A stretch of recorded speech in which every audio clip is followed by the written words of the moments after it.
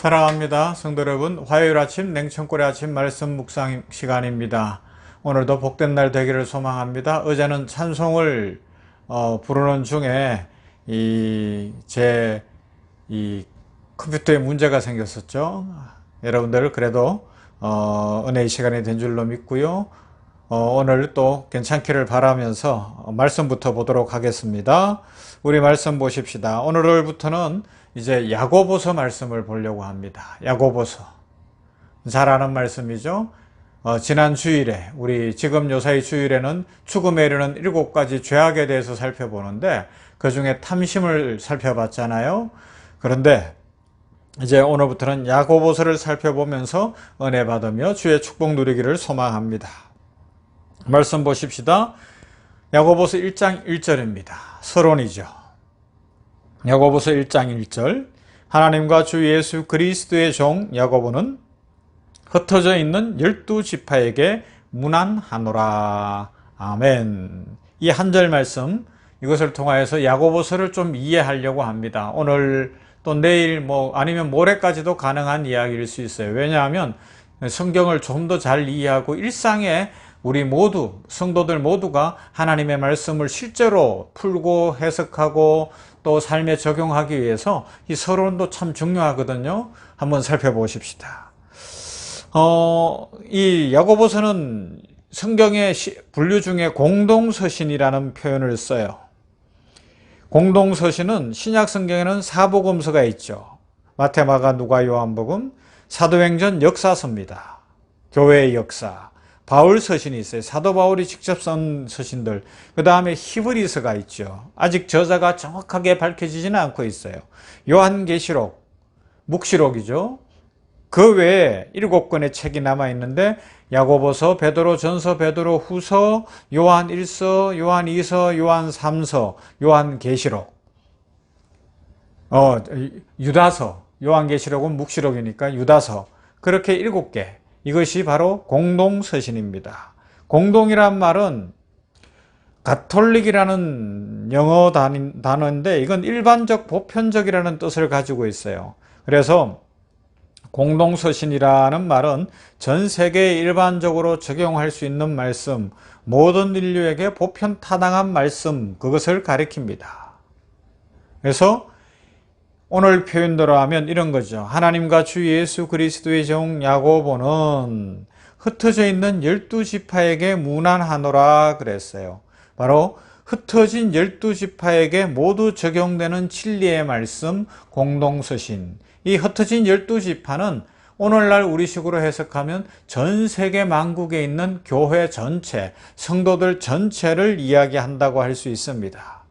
그러므로 오고 오는 모든 세대, 모든 세계교회가 꼭 알아야 할 하나님의 말씀이라는 겁니다. 이 말씀대로 살면 복을 받습니다. 이 말씀을 지키면 은혜가 넘칩니다. 이 말씀을 통하여 하나님께서 교회를 세우시고 축복하시고 성도들의 삶에 큰 복을 내려 주십니다.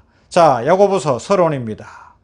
저자가 누군가? 하나님과 주 예수 그리스도의 종 야고보는 그렇게 되어 있는데 야고보 이름 중에 유명한 사람이 2사람이 있어요. 한 사람은 예수님의 제자 야고보, 베드로, 안드레, 야고보, 이런 야고보 사도가 있어요. 그 다음에 또 한 사람은 예수님의 육신의 동생인 야고보가 있어요. 그래서 이 말씀을 보면서 신학자들 사이에는 논쟁이 많이 됐습니다. 논란이 됐어요. 아마 예수님의 제자였던 사도 야고보가 썼을 것이다. 또 반대쪽에서는 아니다, 예수님의 육신의 동생인 야고보 장로가 썼을 것이다. 그렇게 좀 논쟁이 됐는데 대체적으로 오늘날 통일된 건 야고보 장로라는 의견입니다. 왜냐하면 야고보 사도는 제자들 중에 1번으로 순교하잖아요. 누구에 의해서 죽어요? 바로 헤롯에 의해서 죽습니다. 그러니까 예수님이 승천하시고 난 뒤에, 부활 승천하시고 난 후에 얼마 지나지 않아서 야고보를 감옥에 가두었다가 죽였어요. 그러니까 유대인들, 바리새인들이 너무 좋아하니까 베드로조차도 잡아 가두었던 사건이 사도행전에 나옵니다. 그때에 교회는 기도하고 베드로는 감옥에 있는데 천사가 나타나 베드로를 풀어주는 기적의 역사가 일어나 베드로는 죽지 않죠. 하지만 야고보 사도는 순교했어요. 그래서 1번으로 제자들 중에 첫 번째로 야고보 사도가 순교했기 때문에 그는 성경을 기록하지 못했을 것이다. 시간이 없었어요. 그런 의견이 지배적이고, 그러면 오늘은요, 여기 있는 대로 보면 야고보 장로일 것이다 라는 데 통일하는데, 이 논란이 됐던 이유가 그 다음 이유예요. 뭔가 하면 야고보 장로, 뒤에 장로가 되고 교회의 지도자가 되지만 초창기에 예수님이 부활하시고 승천하실 때까지, 십자가에 달리실 때까지도 야고보는 육신의 동생으로서, 마리아 어머니에게서 태어난 육신의 동생으로서 절대로 예수님을 믿지 못했던 사람입니다. 나는 예수를 믿을 수 없다는 겁니다. 내 형이라는 거예요. 내가 같이 자랐는데 저는 메시아가 될 수 없다라고 생각했던 대표적인 사람이었어요. 그런데 그런 야고보가 회심이 일어나는 거예요. 언제요? 부활하신 예수님이 만나 주셨을 때입니다. 고린도전서 15장에 나와요. 부활하신 주님을 만난 야고보는 드디어 예수님이 누구신지 그 진정한 실체, 곧 메시아 되심을 확인하게 된 것이죠. 어떤 식으로 주님이 야고보에게 찾아가셨는지는 알려지지 않고 있어요. 그러나 부활하신 주님은 야고보를 찾아가셨습니다. 아마도 우리가 짐작하는 것은 예수님께서 바울을 찾아오실 때, 다메섹으로 가는 길, 다메섹 도상에서 예수님이 바울을 찾아오실 때 엄청난 역사로 찾아오셨잖아요. 그죠?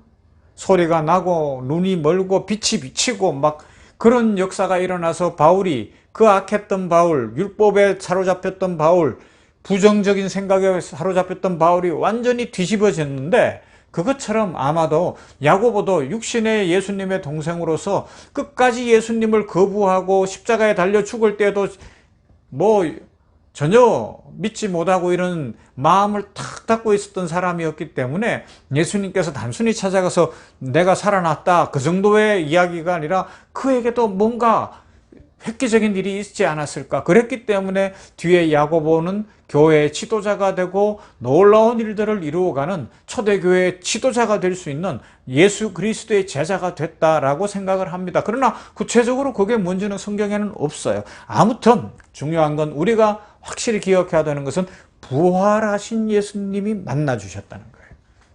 그렇습니다. 부활하신 예수님을 만나면 사람들은 누구나 바뀝니다. 사람이 바뀌는 길은 부활하신 예수님을 만나는 길밖에 없어요. 십자가에 죽으시고 부활하신 예수 그리스도, 사망 권세 깨뜨리신 예수 그리스도, 그 예수님을 만나면 사람은 변하게 되어 있습니다. 예수님을 구주로 고백합니다. 하나님을 아버지로 고백하게 됩니다. 성령이 내주하셔. 전에는 그렇지 않았는데 성령을 따라 사는 삶이 되고 삶을 다르게 살아가면서 믿음의 삶을 살아가게 되더라는 것입니다. 여러분, 예수 그리스도의 부활을 믿으십니까? 예수님이 십자가에 죽으셨을 뿐만 아니라 3일 만에 부활하셨음을 확실히 믿으십니까? 그 부활하신 예수님이 오늘도 나와 함께 하심을 믿으십니까? 할렐루야. 그렇다면 우리는 야고보와 같이 능력 있는 주의 백성으로 살아가게 될 것입니다. 자, 부활하신 주님께서 그렇게 만나 주셨어요. 그러므로 야고보는 변하였습니다. 그리고 그에게 부활하신 주님이 몇 가지 일을 이루셨는데, 첫째, 사명을 주셨어요. 육신적으로 동생인 야고보의 정언과 역할이 초대교회를 세우는데 중요한 역할을 할 것은 주님은 내다보고 계신 거죠. 예수님에 대해서 속속들이 알고 있잖아요. 육신의 예수님에 대해서 너무 잘 아는 야고보, 그러니까 그의 정언이 꼭 필요했던 거예요. 이것이 사명이었습니다. 그래서 야고보는 주의 제자가 되는 거죠. 두 번째는요, 그는 초대 예루살렘 교회에서 기둥 같은 인물이 되었습니다. 갈라디아서 2장 9절에 이런 말씀이 있어요. 또 기둥같이 여기는 야고보와, 성경에 그렇게 써놨어요. 기둥같이 여기는 야고보와, 그리고 게바와 요한도 내게 주신 은혜를 알므로 나와 바나바에게 친교의 악수를 하였으니, 사도 바울이 쓴 건데요. 예루살렘 교회의 기둥같이 활약하는 야고보, 이제는 교회의 기둥, 교회 지도자가 되어 있는 겁니다. 그래서 사도행전 15장에 초대교회 첫 번째 교회 회의가 모였어요. 할례 문제, 이런 문제 때문에 모였을 때 베드로가 이야기를 합니다. 내가 볼 때에 이방인에게도 구원이 있다 했는데 그 베드로의 이야기로 결정나는 게 아니고요. 그 모든 이야기 다 듣고 야고보가 교회 회의의 의장으로서 대표 장로로서 일어나 하나님께서 주신 은혜를 선포하고 할례 받지 않은 이방인들도 다 하나님의 자녀, 예수 그리스도를 믿는다면 하나님의 자녀가 된다는 것을 선포했을 때 그것이 법이 되는 거예요. 그것이 진리가 되는 것이고 세계 모든 교회가 유대인이든 이방인이든 차별이 없습니다. 예수 그리스도 안에서는 모두 한 형제요 한 자매입니다. 고백하게 되는 것입니다. 그리고 그는 결정적으로 62년경에 순교한 것으로 전해집니다.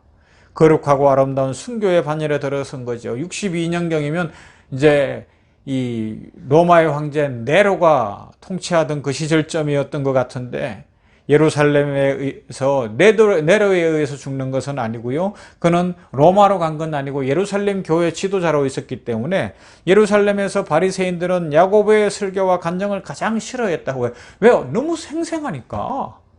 예수님에 대해서 너무 잘 아니까. 그리고 그는 회심한 은혜가 있기 때문에 막 불이 튀는 거예요. 분명한 거예요. 그렇기 때문에 시기하고 질투했습니다. 결국 바리새인 무리들이 야고보 장로를 예루살렘 성전 꼭대기에서 밀어 떨어뜨려 죽였다고 그렇게 전해지고 있습니다. 성전에서 떨어져 순교한 거죠. 그때 야고보는 이렇게 최후를 맞이했다고 합니다. 주님, 저들은 자신들이 하는 일을 알지 못합니다. 저들을 용서해 주시옵소서. 예수님의 십자가의 마지막 기도가 생각나지 않습니까? 주여, 저들을 용서하여 주시옵소서. 야고보 장로, 야고보서를 비롯한 이 야고보 장로, 예수님의 육신의 동생이었어요.